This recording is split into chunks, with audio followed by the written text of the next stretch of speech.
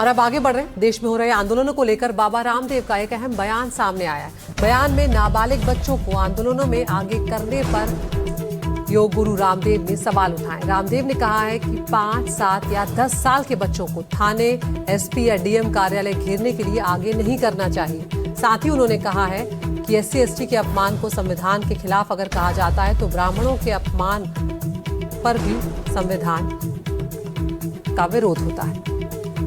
कुछ लोगों को ऐसा लगता है कि देश में कुछ अच्छा काम हो ही नहीं रहा, इसलिए छोटे छोटे बच्चों को भी 5, 7, 10 साल के बच्चों को आगे कर रहे हैं कि थाना घेर लो, एसपी को घेर लो, डीएम को घेर लो, सड़कों के ऊपर खड़े हो जाओ। नाबालिग बच्चों को, छोटे बच्चों को आंदोलनों में धकेलना चाहिए। जो वरिष्ठ नागरिक है, 18 साल की उम्र के बाद के जो नागरिक है, उनको आगे आना चाहिए।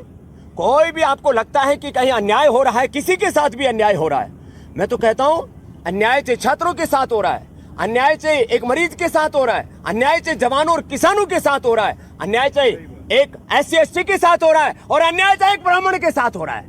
आज SC/ST का कोई अपमान करे तो सब लोकतंत्र की, संविधान की दुहाई देने लगते हैं कि ये तो संविधान के खिलाफ है। SC/ST का अपमान यदि संविधान के खिलाफ है तो एक ब्राह्मण का अपमान भी संविधान के खिलाफ है।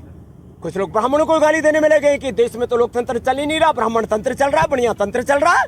ऐसी बातें बोलना भी ये संविधान और देश के लोकतंत्र के खिलाफ है, और ऐसा नहीं होना चाहिए। न तो SC/ST को गाली दो, न क्षत्रिय को, न वैश्य को, न शूद्र को, न ब्राह्मण को, और न सन्यासी को।